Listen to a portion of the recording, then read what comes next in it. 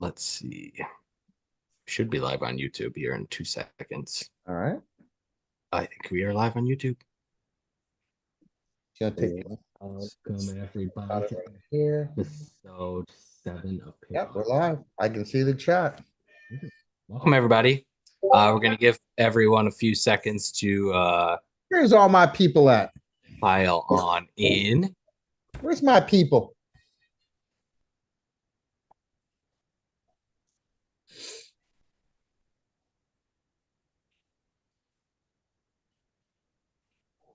Dun, dun, dun.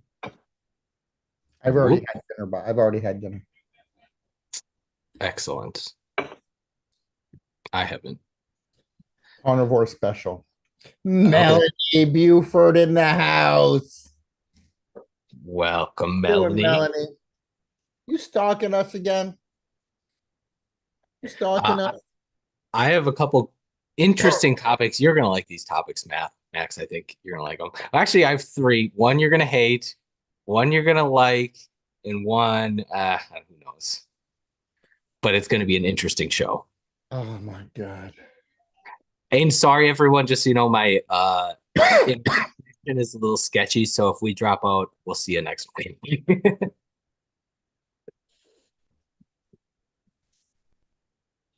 And also feel free in the chat if you want to put where you're from or just say hi. If you have any questions, this is a Or if question and you want to answer shout show. out Paper Gold, Melanie Buford. Yeah, if you want to tell us what you're up to lately, we'd love to hear. We have all kinds of interesting people in the chat. I saw Squirrel or Viverka commented after last week, so I don't think they were at our show, but they Do watched we it. owe them an answer to a question? Nope, they just said hi.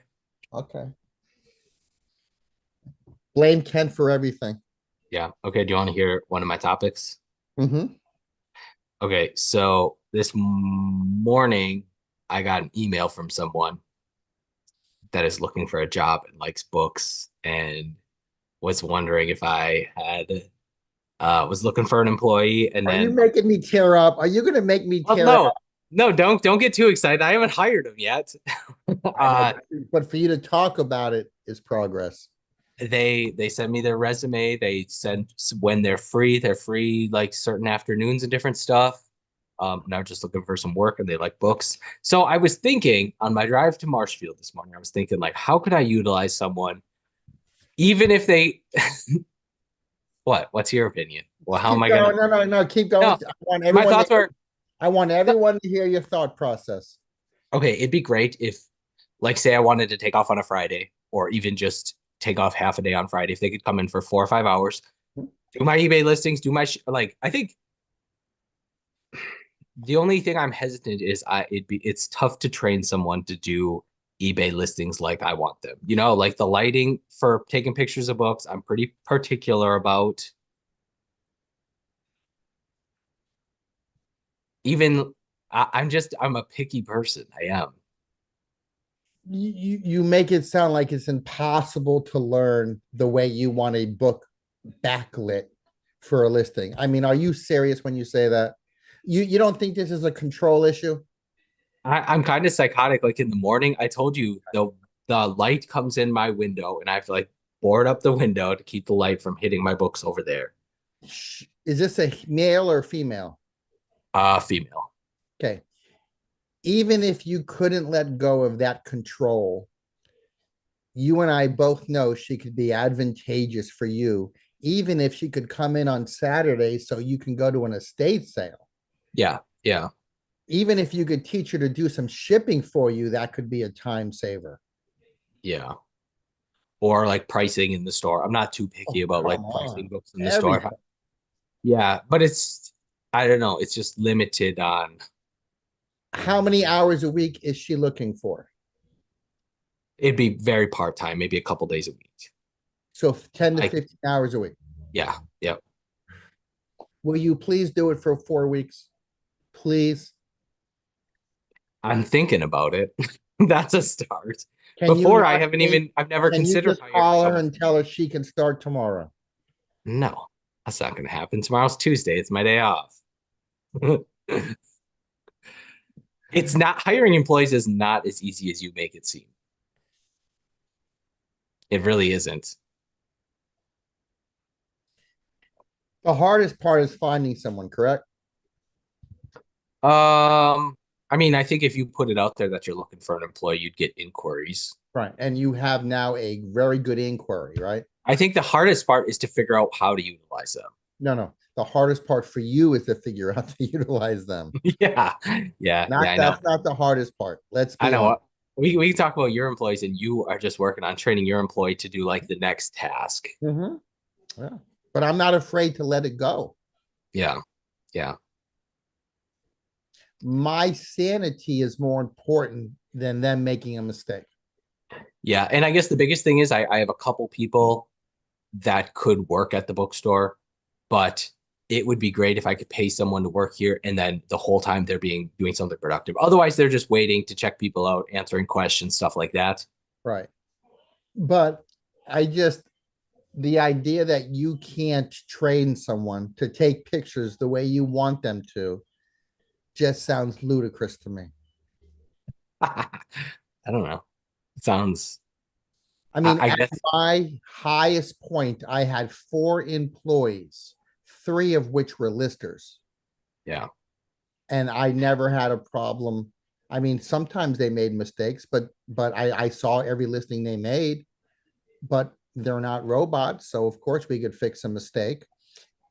You know, a bad picture is fixable. Pricing something incorrectly is fixable. And I will say, like looking at all the people in your paper gold group, which by the way, all of Max's links will be in the video after this. I'm going to put everything in the description, his Patreon, Instagram, YouTube, whatnot, eBay, TikTok? TikTok. I don't know your TikTok link. You're going to have to send that to I me. don't need that. I don't need that. So all Max's links are going to be in the description of this video afterwards. And I will say, like looking at everyone in the paper gold group, some of them have been doing it for many years. A lot of them are pretty new, probably in the last year, 6 months, or some even newer than that. And they all do a great job taking pictures, writing up descriptions. They all do a great job. I'd be happy hiring just about anyone in the paper gold group. They all do such a good job, and I think it is Melanie's trainable. hired. Melanie's hired. Okay, Melanie, you want to come work? Where does Melanie live? I don't know. Oh my gosh, now you're gonna quiz me on where Melanie lives. I don't remember. Somewhere in the New England states, I think, but I could be completely off. Oh, Melanie says put her on whatnot. Oh, I love how Melanie's thinking outside Wow. the box. Wow, that's a max answer right there. Why didn't you Oh, think I of, love it. didn't you think of that? I do kind Because of like the I know you're not into that, so I didn't even go down that avenue. But because she said that, I'm excited. no, but I do have, and I did think about that. Like, it would be really cool if I could train someone to start their own online book business and provide them with inventory and just get a cut for the first whatever, however long until they can start doing their own sourcing. So not Um, under your name. no, not under my name. But if I could provide them with Such a inventory from, control freak. You're such a I'm a control. psycho. I'm a psycho. I know. I don't think I could handle. I don't know. Melanie's in Missouri. Okay, I was way off.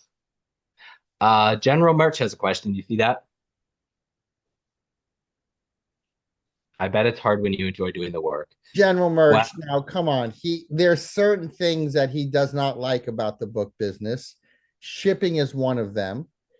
Listing is one of them. So he could pawn that off. He could do the research. Don't forget, he prices all of his books at 99 cents auction. He yeah. doesn't have to figure out a price. He just has to train someone to take pictures and list. And I like you with your lister, you just have boxes of books ready to go and say, hey, take these, do the pictures, do the listings, right? You usually send them with I him. have some notes per book per each book. Yeah, I mean, yeah, I price it. There's also some, my codes. If I have the word ST on a card, it just means make sure you add the subtitle. If it says HC, of course, it's hardcover. So there's little notes that I use that I've trained my employees to utilize, yeah. as you will with this young lady that's going to be working with you. And they will learn what you want. That's how it works. And I think my descriptions are pretty easy, Um, like make a note on the inside hinges. Are they tight? Are they splitting? Are they completely split? Pretty simple. Put if there's any damage on the covers. Otherwise, just say some cover and spine wear. And then again, I could do little tweaks on stuff.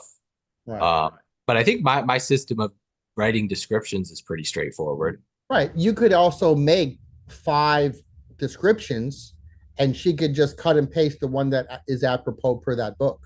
Yeah.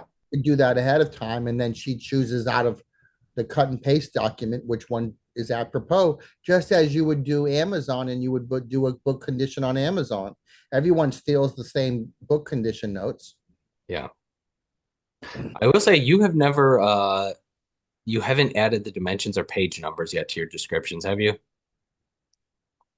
I don't think so. That is one thing that I would change about your book descriptions. Unless you're taking a picture of the book with like a dollar bill or a Coke can or something for size reference. Um, and I can look at a book and just based on the text size and different stuff, get an idea. But some people I think still have difficulty looking at a picture of a book and knowing how big it is just by the Yeah, picture. but if somebody is buying a book because of measurements, I'm not sure that's logically where I want to spend my time or my lister's time measuring with length of a book. It's just not where I want to go. No, but if they're buying an art book, they might think it's a coffee table book and it's actually not. Right. You're making stuff up now. No. As see, this is one of the differences between me and Max is I buy so much stuff on eBay. Mhm. So that kind of helps me know what I mean as a buyer, I want to see a picture of the title page, maybe probably the copyright page, and then maybe some illustrations. Right. I want to see the spine and cover at a minimum. Some sellers will only have a picture of the cover, which is crazy. Oh gosh. Yeah, at one point, I don't know if we follow through with that. At one point, though, I told my main lister to take one of the pictures I wanted was the page number of the last page. Okay. That was one of the things. But I don't think I've been very fervent about making sure that happens. But that's something that I can jump back into. But I definitely don't want to get into the business of measuring books. I want to get good product. I want to list good product. I don't want to deal with measurements. It's not, I don't think it's too extensive to measure. It takes 3 seconds to measure it and put Ready? And then to type those numbers and yeah, you gotta type the numbers. Yeah. all right. So it's not 3 seconds anymore. What about page numbers? Like especially with a novel, someone wants to know if it's a 200-page novel or 600 pages. Why? Why do they need to know how many if they're buying Madame Bovary by Gustave Flaubert, they know it's a novel. No, but if they're buying something to read, don't you think they want to know how many pages it is? No, No? Okay. that's I not was how told I that am as a reader. some people like the little Western paperbacks because you can read it in a day. Some people don't want the little Harlequin romances because they want something, if they're going to get to know the characters, they want to have a big story. So without being too much of a devil's advocate here, how many of those little westerns have you sold in the past 30 days? Yeah, at the bookstore, not too many. So it's not a big part of the business. Well, I would just say if someone's going to read a book, they might want to know the pages, the amount If of someone's pages. buying a Louis L'Amour Western paperback, that means they've already read Louis L'Amour Western paperbacks and they know the general page count. What about a animal science or veterinary book? You don't think it's Which you just got some. Which I know you don't think it's relevant whether it's 200 pages or 600 pages? no, those types of books with about animal husbandry. I mean, those could also be 5, 6, 800 page books. I've seen them before. So those are quite lengthy, but I would think you would be able to get a good picture of the side of the open end pages when you take your pictures. But Yeah. I know what you're saying. It's just It's not completely necessary, and it doesn't probably for the average person affect. I just think it's a nice thing. At a minimum, I think the size is we important. have 6 people online. Ask them the question Yep. and see if it's important to them. Okay, people in the chat, I want your opinion. Do you, if you're a bookseller or a book buyer, do you want to include the number of pages, or the book size? And page number maybe isn't as important, but book size. And I just do length and width, nice and easy. 5 1/4 by 8 1/4. Very simple. I'd love to hear people's opinions on that one. All right. There we go. General merch. I've always wondered how many, oops, there's a heart. What is that word? How many people just randomly buy a book online compared to people that are doing for that specific book? Ooh, didn't me and you just talk about this, Max? Exactly. Uh-oh, Melanie doesn't do either. Shame, Melanie, shame. Max agrees with you, but put the measurements, I think. With all the stuff we have to worry about with eBay and Amazon and whatnot. Not the direction I would go in. Well, I would say There's a rumor out there I have to now worry about eBay algorithms. you do, Max. And I know you don't, this isn't even on your radar. I'm very ashamed to say this, but talking about, okay, General Merch put about how many people are just looking for a random book versus a specific one. Now, I think my opinion as someone that shops for a lot of books, I like people, if you're a lawyer, you might search for old Wisconsin law books or Wisconsin law books or Midwest law books. If you're a doctor, you might search medical textbook or old medical book or leather medical book. Um, I don't know, especially with me doing auctions. Um, I think there's probably very few people that are searching for my specific book title when they're buying from me. Now, Max, maybe if he has a $500 art book, maybe someone is searching for that one.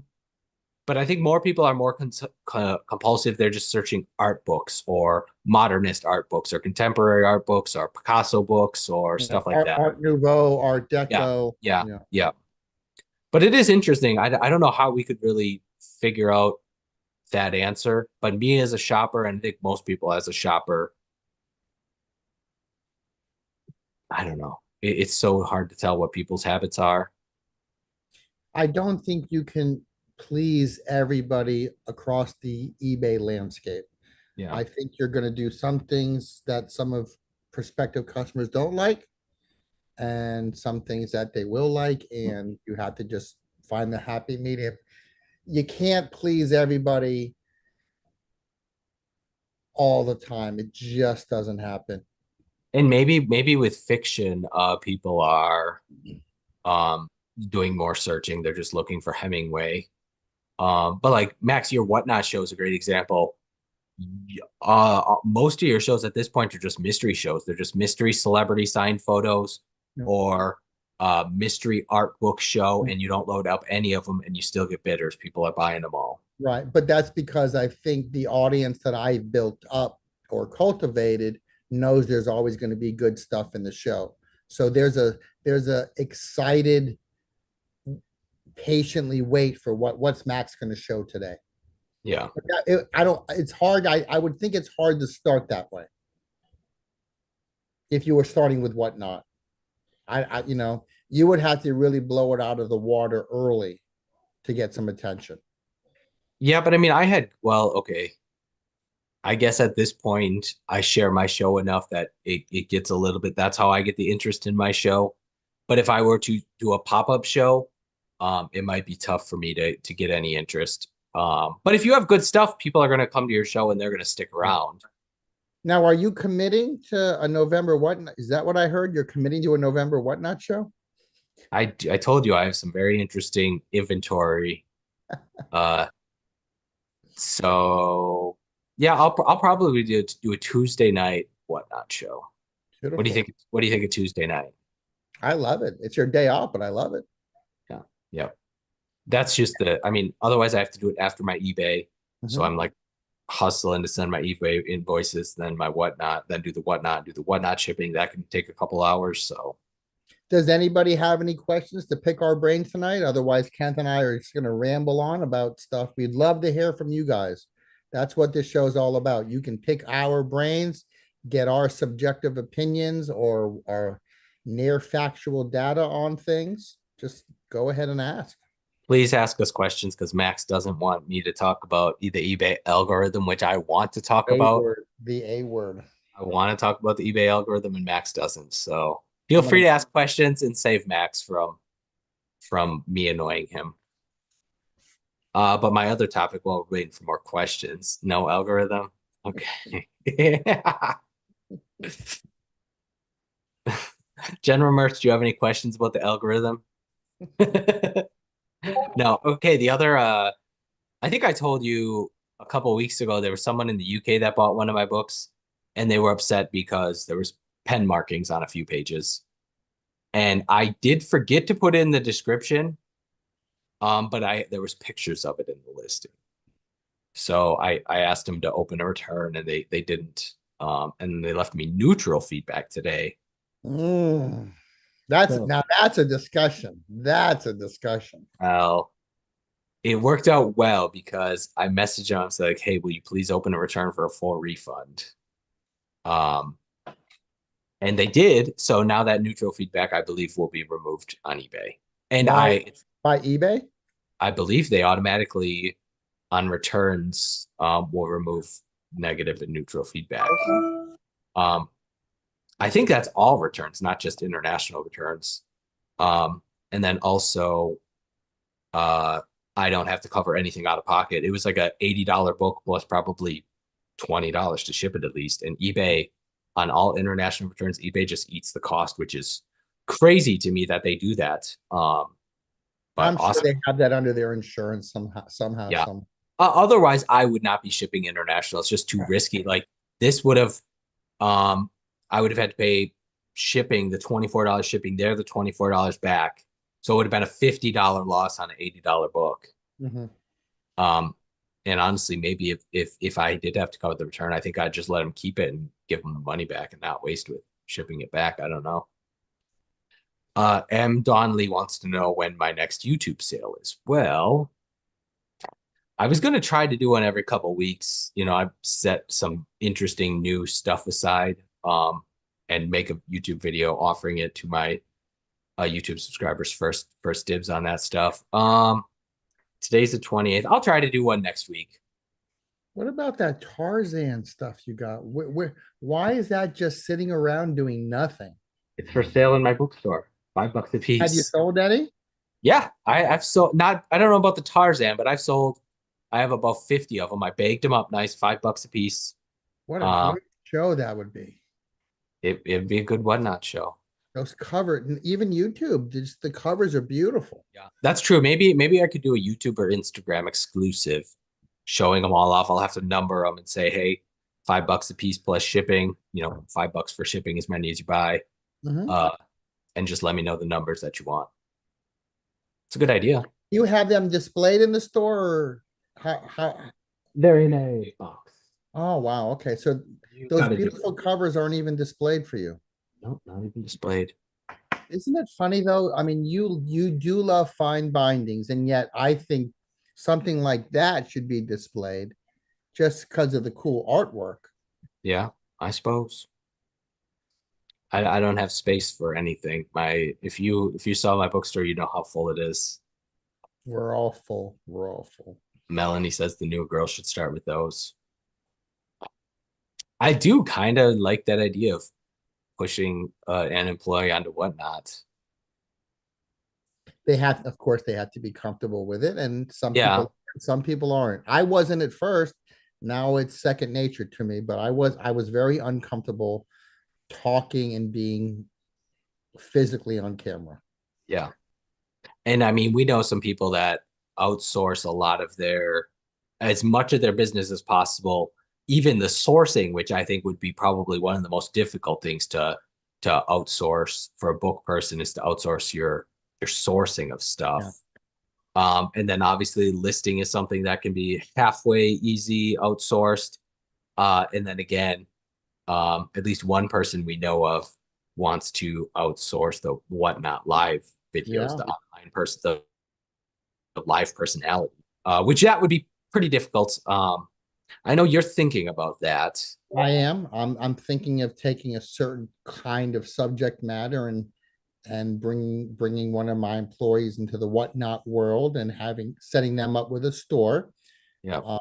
So it wouldn't be a common grounds fines thing, but allowing them to make a little bit more money, selling books that I know will make money, and using that to make an employee happy. But I think like there's a lot of different factors to doing it well. Live show, you have to know about the books, which your Oh, employee sure. does. You have to be comfortable and charismatic on camera, which is also pretty difficult. I'm still like I've done 4 Whatnot shows, and I still get so nervous You going do. live.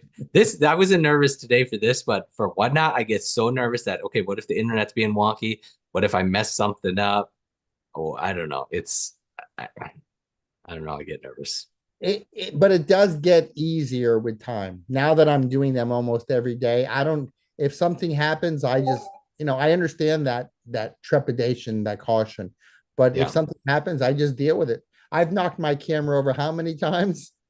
I've lost power on my phone how many times? I just deal with it. Yep. Yeah, that's true. Your phone tends to die. Show. M. Dolly has a quick question. What do you think is the best way to dust shelves in a collection? Vacuum, Swiffer, canned air, etc. Ooh. I like a Swifter better than canned air because canned air just blows it somewhere else. Yeah. So I like the Swifter because it actually Like a little feather duster kind of thing. Yeah. Like a yeah, yep. It With picks really it fine up. hairs. Yeah. Yeah. Now Well, I do like the aerosol cans for books. okay. I do like that because it doesn't matter if you're blowing it off the book. But we're talking about shelves right now, and shelves I like a Swifter. Yeah, I think I don't have one. I don't dust. My store is just unbelievably dusty. The tops of the books get very dusty. Um, but I Well, would think like yeah. a really fine hair duster for the top of the books and then the shelf. Can I give you a hack for the top of the top of the books then Sure. that I learned back in the day? You just put a piece of paper over the top. And that's yeah, but are you gonna do that for a Yeah. Oh, whole we, store with a book? we did. We did. What? Yeah. And I don't think dust on the top edge of a book, um, I don't know, doesn't bother me too much. Not in the general stock, but in the rare book stock we did. We had paper over the tops. Mhm. Because you don't Interesting. want someone to pull out $1,000 book and there's dust on it. Well, and that's what someone asked me actually about the lawyers or barrister bookcases that have the glass doors that close. Sure. That I think the purpose of those sometimes is to keep the dust out, and that does a very good job. Mhm. I always have mine open because they're not always easy to open and close. And then the dust settles on the glass shelf that's flat on top. And so kind of defeats the purpose of having the glass doors. But Let's just readily admit books are a dusty business anyway. So yeah, it's a I don't fight you have to fight every day. I mean actually I gotta tell you about this. It was a positive feedback I got on eBay, but I think you'll appreciate it. Someone said it was a very modern book on eminent Chinese of the Qing period. It was a modern 2 volume set, and someone left me positive feedback saying books showed up far better than what was described. Light soiling to the dust jacket and some marks on the page edges, all which were removed without much effort. Did Phil buy that book from you? I think so because I've never heard of light soiling on a dust jacket, and If that wasn't Phil the book peddler buying that book from you, I don't know who it it's was. got to be. But luckily, it was just light soiling that they were able to deal with. But it was this. I swear, this book set was from like 2000, and it was unbelievably clean. But some people have very, very strict standards for book conditions, I guess. Melanie says that she's very still uncomfortable with all of it. She did all right though, moving books. I think that was about Whatnot. We also have 12. We hit a new record. We have 12 people in the chat. I saw 13 there for a second. I'd love to know where everybody is. Oh, we got a new person, Dan Kennedy. I don't recognize that name. Do you want to read that? Kennedy. It's a Kennedy. Yes. I have to turn my head though, but I'll read That RFK Jr.'s cousin? it. Well, you never know. Thoughts on this? Thoughts. Oh, this is a great subject too. This is why we do this show. This is Okay. great. Yep. Thoughts on listing titles using specific obscure book title versus subject matter topics. And if you don't personally prefer specific book, how do you decide which books to buy or resell? Wow, that's great. The title one, That's a loaded question. we've talked about this and we're up to 14 people, so that's awesome. Hey, everyone, tell us where you're from. We want to know where you're from. And any I gotta questions. know. Yeah, I This gotta is a know. live Q&A show, so we'll answer anything you want to know. Okay, so item title, me and Max have talked 1,000 times about Paper gold or two. We've had this conversation. eBay titles. So why don't you say how you title your books All right. for your listings. All right. So I really like the idea of subject matter. If it's a photography book, not a book about Kodak, but oh, you're gonna hate me when I say this, an artist monograph, a specific photographer, Ansel Adams, we'll just go common. Yep. I like to start with the word photographic history or photographic literature, and then go into the title and the author.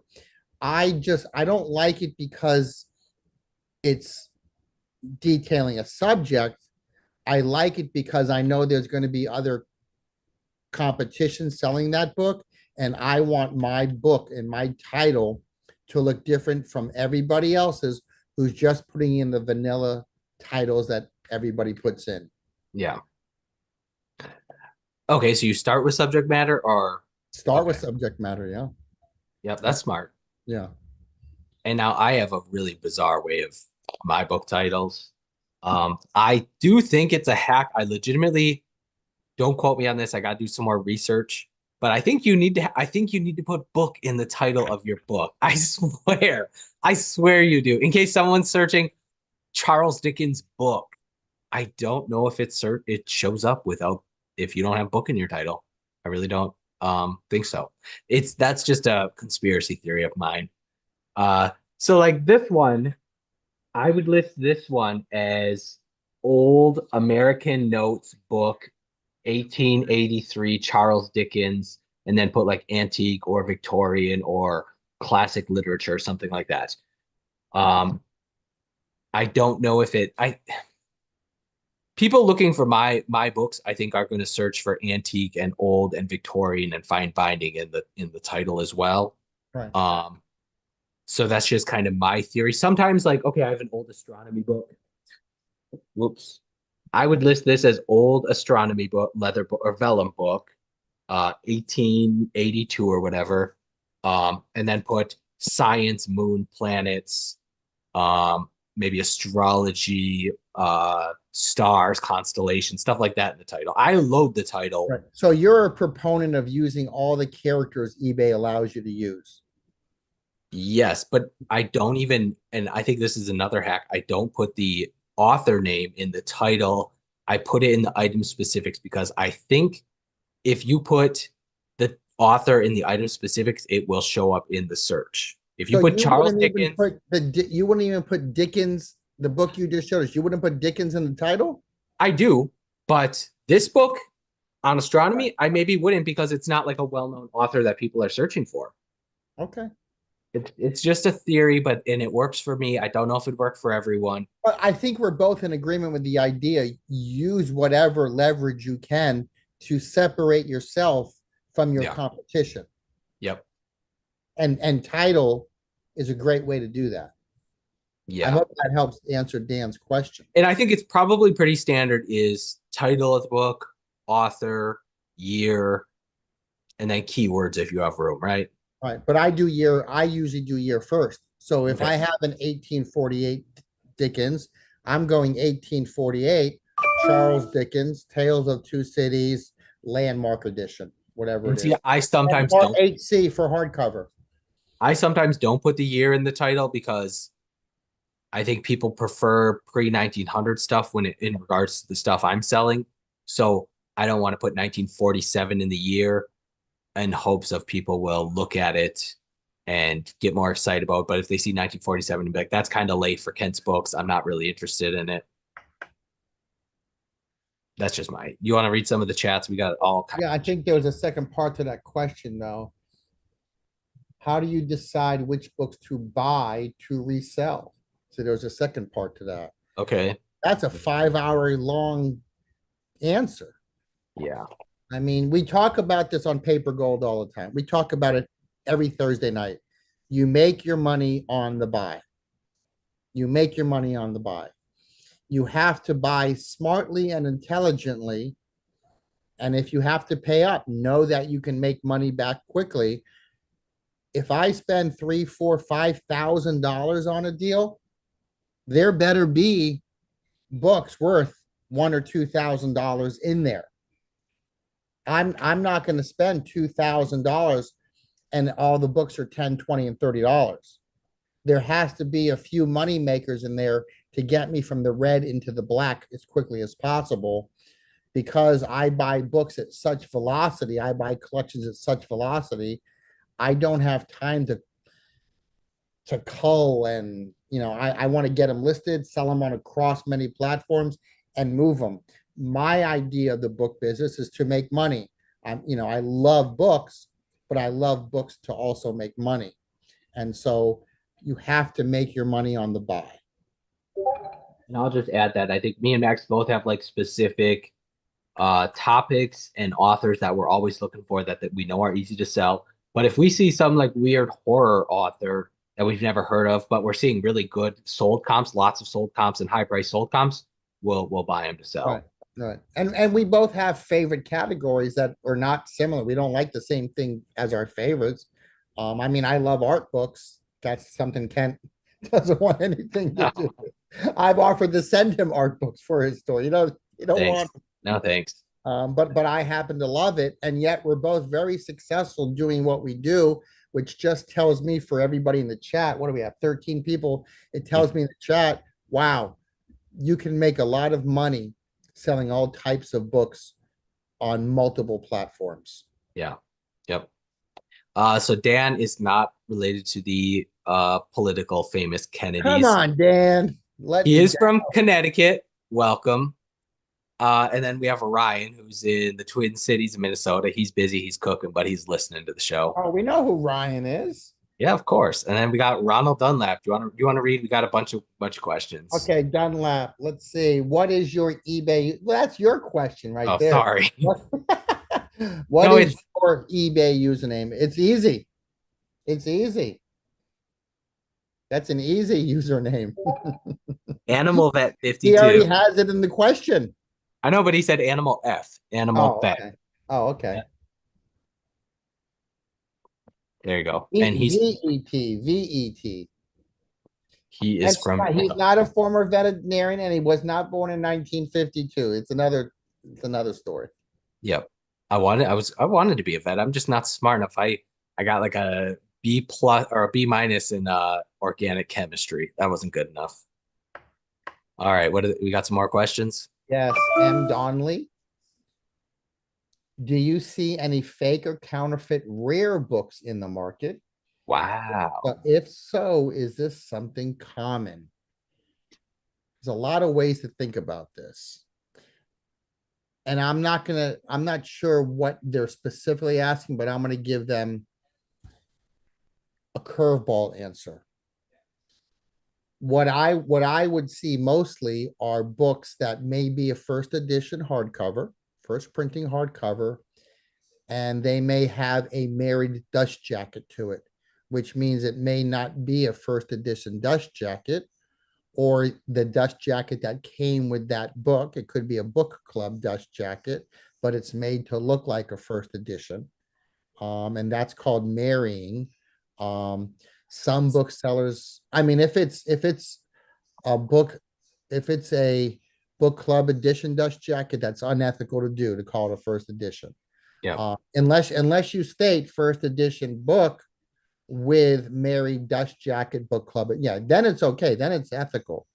But I've seen several unethical booksellers out there doing this little thing with dust jackets, and I don't like it at all. But yeah. I don't know. I mean, it is hard. it is hard to take a rare book and counterfeit it. Mainly that's in a textbook where things are printed off at such velocity nowadays. But if you have a 1919 Ernest Hemingway first edition, what does it take to make a counterfeit of that? And I think like the paper, dealing with like Yeah. paper, it's easy to spot. So if people are going to do it, they're going to fake it like very valuable stuff, like very high points in the market. And it's just extremely difficult. Whereas like a modern textbook would probably much more easier to counterfeit. Right. And I also think that it's a lot more common to find falsely signed art on eBay. Okay. Salvador Dali, very, very, very common that is an exploited fake signature. Well, and I'm glad you brought that up because I think signed books is something that I'm very hesitant to deal with because I heard a statistic somewhere about how like a vast majority of signed stuff for sale online is all fake. Now, do you feel the same way about an Easton or Franklin signed book? Because no, they have COAs usually.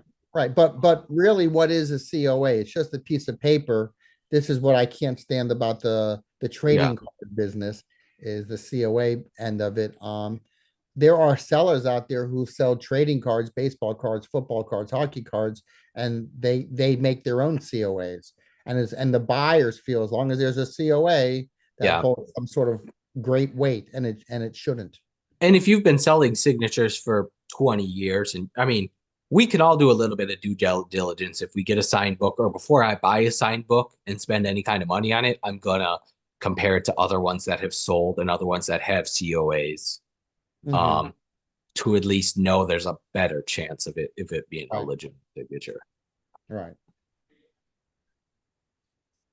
I don't see any new questions. Shoot, there was another thing I was gonna bring up, but I don't remember. Oh, the algorithm. We can end the show. It's been General Merch says, if you ain't buying, you're going out of business. Yep. You got to always have new inventory. Yep. Not daily, but you should have new inventory coming in weekly. Oh, and General Merch also asked, if you add the author name to the description instead of the title, does it show up if you search Charles Dickens? No, I think it has to be the item specifics. There's the author item specifics, just like the publisher. If you put the publisher in the item specifics, I believe that will show up in people's search as well. What do you think, Max? I know you do want to talk about the A word, so you might as well go ahead and talk about it. Well, I don't have too much useful stuff to share that Max will agree with. There was a UK eBay executive that was just on a reselling podcast, and he mentioned that one of the important parts of the eBay algorithm to figure out how high on the eBay search results your items are going to show up is based on your sell-through rate for your store as a whole. Because and sometimes that's even more important than the price, because if you're pricing a book at $15 and someone else has it priced at $25, theirs might show up higher on the search results because eBay wants their $1.50 fees from, or their $2.50 fees from them.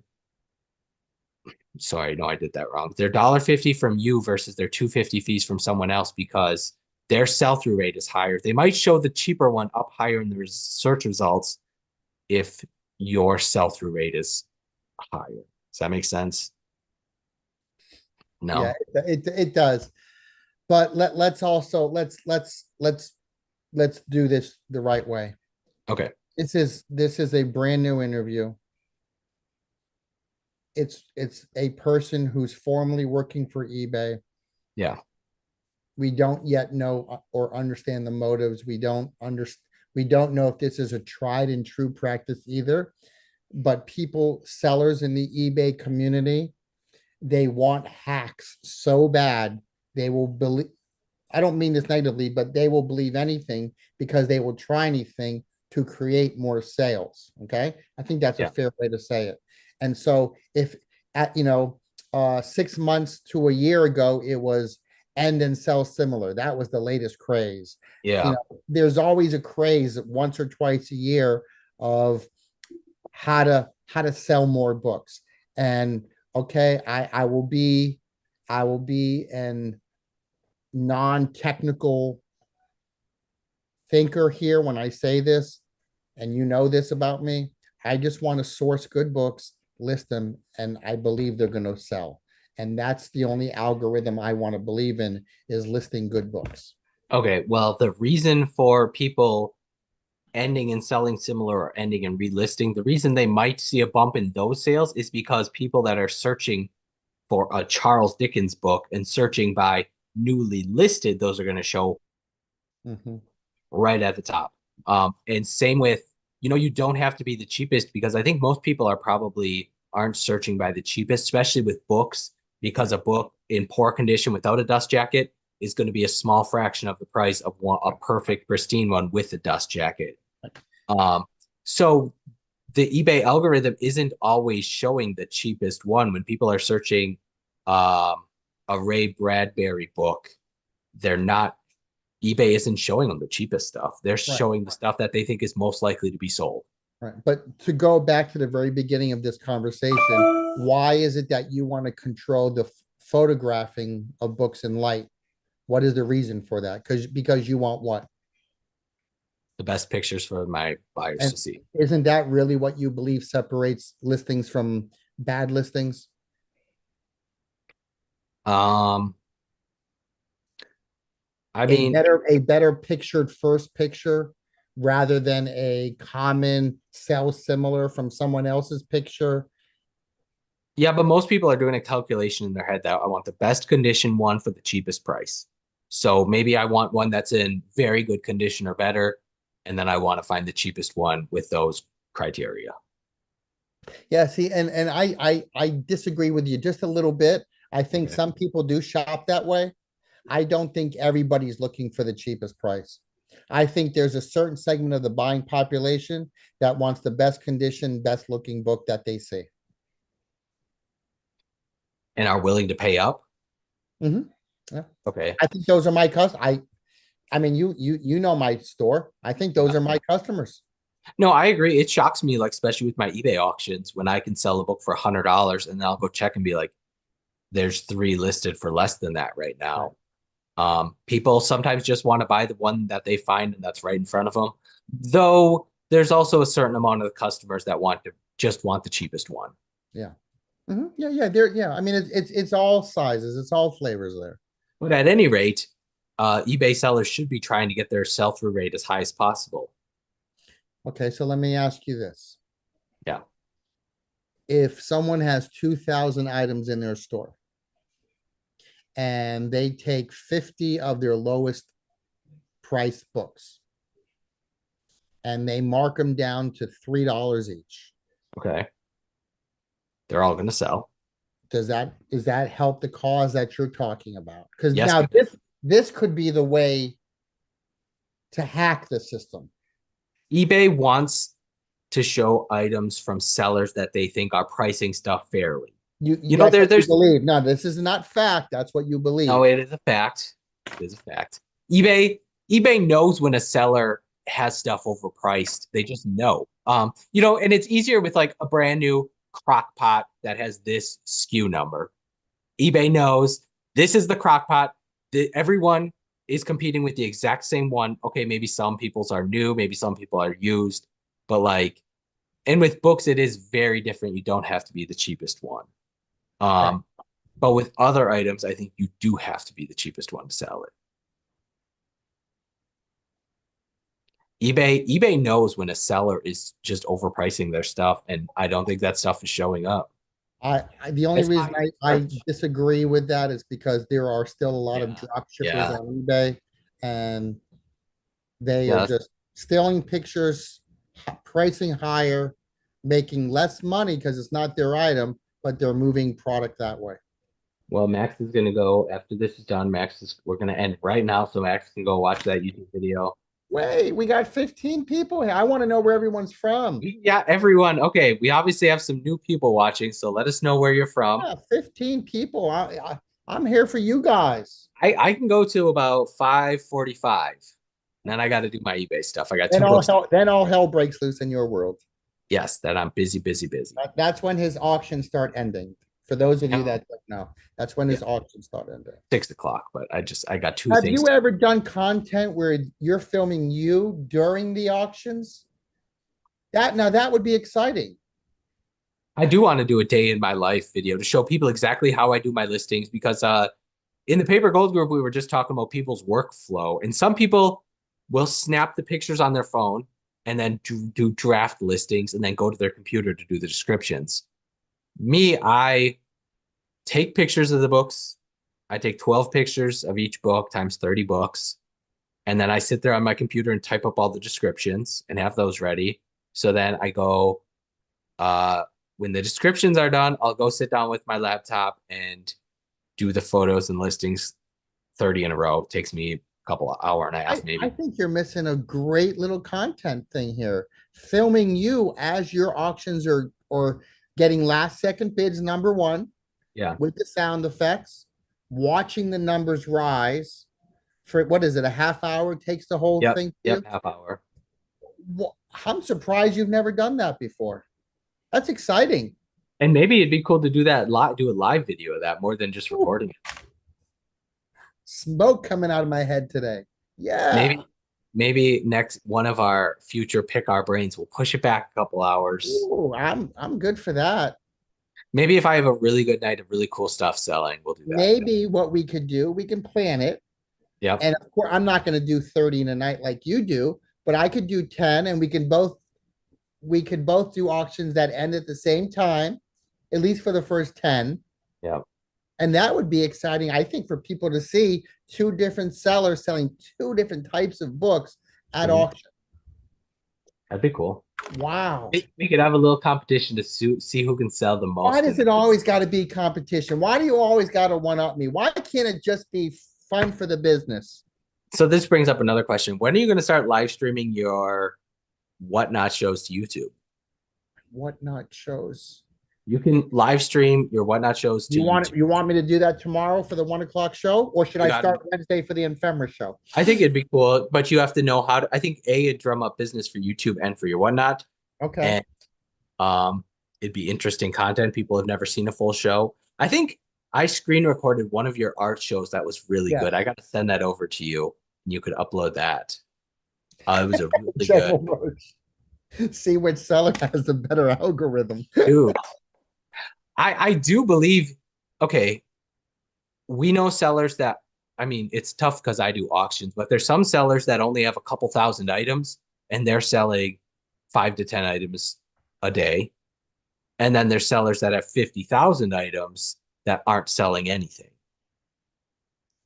Now, why is that? Because their stuff's overpriced, I suppose. But then also, is their stuff not getting shown up in searches?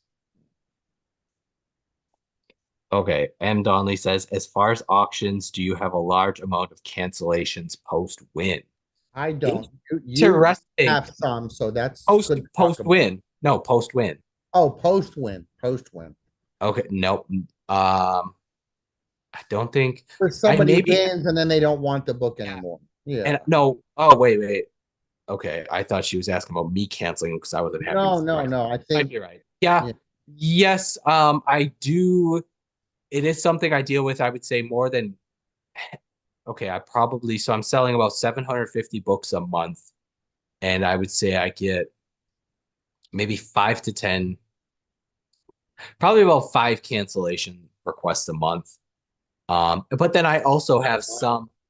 I also have some non-payers. They just don't respond to messages and they never pay. So it is something you have to worry about. But we all have that. We all have non-payers. That's part of the business. Usually the people that overpay for something, or someone makes an offer on your book and you accept it and then you never hear from them. That happened to you last week, didn't it?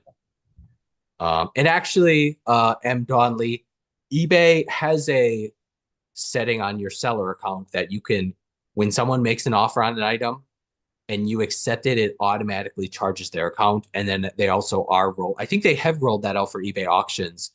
I'm not going to use that setting because, and same with Max might not want to because maybe someone is going to haggle and send offers and counter offers on like 5 books in a night.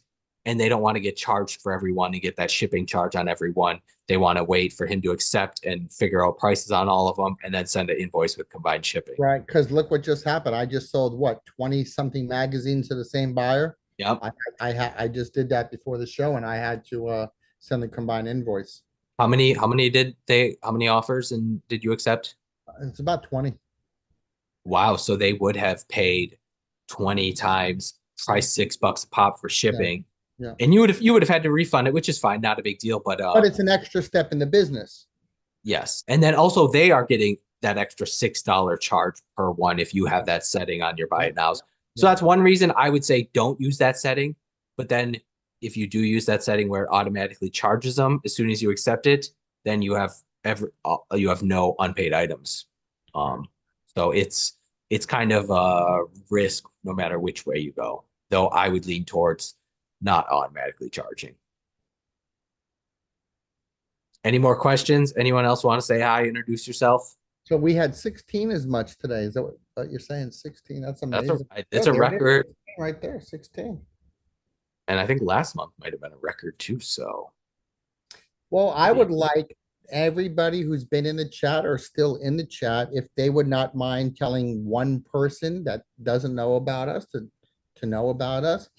There's no monetization for us in this. We're doing this because we love we do this anyways, with or without you, we do this.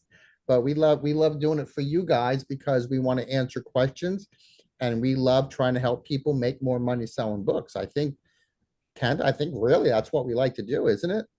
Yeah, we like talk. Me and Max talk a lot about books, so we figured we would do it live on camera and also answer questions. This is every Monday at 4:30 Central, 5:30 Eastern, 2:30 Pacific, 1:30 Hawaiian time, I believe. We're never going to ask you for money. That's not what this is. We're not selling anything. We're just doing what we normally would do on camera. We did get a $2 super chat. That's right. Did you ever send me half that? No, I didn't.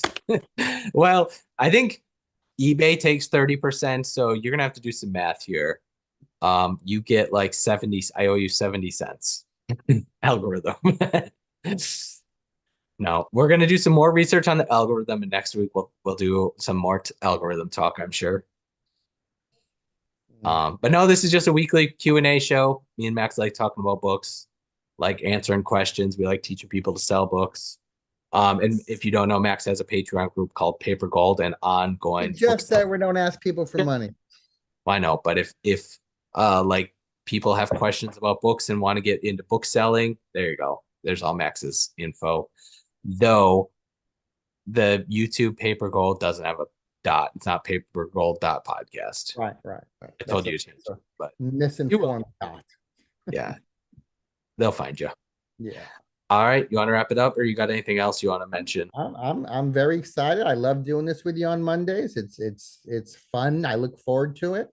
And I just, I would like to just continue it and answering any questions anybody wants. We don't know everything. I mean, we'll tell you when we don't know something, but I can tell you this, between what he sells and what I sell, we know a lot. Yeah. We definitely know a lot. Max claims to know a lot about fiction because he was an English major in college. Would you say John Cheever is a good John Cheever, one of America's greatest short story writers. Yes. Yep.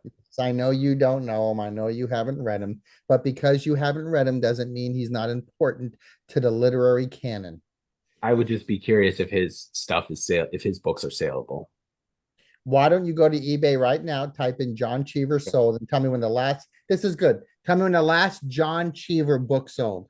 And then, you know what? I'm going to tell you the highest priced John Cheever book. What do you think it's going to be? What do you think? I'm guessing $400. No. Sign. John Cheever. Okay, I'm just searching John Cheever. Can you screen share or no? No. I'm doing it on my phone, but I'll screen share when I Okay, I'm gonna go to the book category. Here we go. Hold on, I'm buying a John Cheever book right now. There's 1,800 John Cheever books. Oh gosh, some of them are listed. No, I think part of that is the word John too. I said John Cheever, right? Yeah, I know, but okay. no. Okay, so today's the 28th. Okay, there's a John Cheever collected stories and writings today. Is that So the red copy? no, it's the white one. Or sorry, it's the it's Okay, that yeah. Library of America. yeah, Library of America. There you go. How much? Uh $13.20. There's 119 John Cheever books that have sold in the last, I think that's probably 3 months results. Wow, that's not bad from Mr. Cheever. Now, highest price, I'm guessing the highest one was $120. Yeah, I'll say around there. Oh wow. A signed John I Cheever. said 300 to 400. Right, There you okay, go. all right. 242.50. The red one, yep. Yep. So Max does know a little bit about his fiction then. Wow. And you were right about something. We were talking about the New Yorker magazine and how exciting the ones from the 1950s. Max, you're right. I'm very sorry for doubting you. What year? I told you 40s, 50s, and 60s. Yeah, That's 1964, 1964. John Cheever, New Yorker magazine. Oh wow, Everybody in the chat, please give me 1 point. 1948, John Cheever, New Yorker magazine, brought 2 127. hours ago, he was downing me on this. He was making fun of me. He Yeah. was belittling my knowledge of the fiction market in the 40s, 50s, and 60s. Yeah. And now we have proven him wrong. I am shocked that people are excited about John Cheever. Shocked. There's a movie I want you to watch then called The Swimmer. Okay. It's a John Cheever story. And I want you to watch it. Who was just talking about that? Me. No. Me. Yes, it was me. Oh, you were talking about on one of your Destination Unknowns? Yeah. Okay. Salinger, Cheever, Updike. These were all great writers, right? Updike, I've sold Updike before, but I don't think it's not the most saleable stuff. Have as you far ever as- read the short story A and P? No. In walks these three girls in nothing but bikinis. You've never read that story. Mm-mm. No. Melanie says we're funny. Me and Max, we like to make fun of each other. In a nice way. In a nice way, yeah. We don't get offended. I don't think you've ever offended me. No, we're not like that. We like to psychoanalyze each other as well. But admittingly, he does things that I think are wrong, and I do things that he thinks are wrong, and we talk about it, but we don't change. But occasionally we take each other's advice. I know. For you to admit this Cheever thing is a big step for you. I'm gonna look out for Because you were John. totally doubting me earlier. I just thought the New Yorker magazines, the earlier, and that I was thinking about the Fortune magazines, the ones from the 1920s, Right. 30s. I was thinking Right. Fortune magazine. But now those early Esquires that Mhm. have Hemingway and F. Scott Fitzgerald and John Dos Passos, those go for very good money too. I think later Esquires, even the 1960s and 70s, Oh, sure. even the more modern Esquire Yeah. magazines can be very valuable as well. Mhm. All right. Well, this has been a great 1 hour and 3 minutes. I think okay, we're gonna try to go for half an hour every time. And Whatever happens, happens. Like a paper gold Zoom. 90 yep. minutes, 3 hours later. Yep. Again, if you have any wrap-up questions, you can leave them in the comments after the show, and we will get to them at the beginning of next Monday. And hopefully we will see everyone next Monday at 4:30 Central. Or on Whatnot tomorrow, Wednesday, Thursday, Friday. Have a great night. Good night.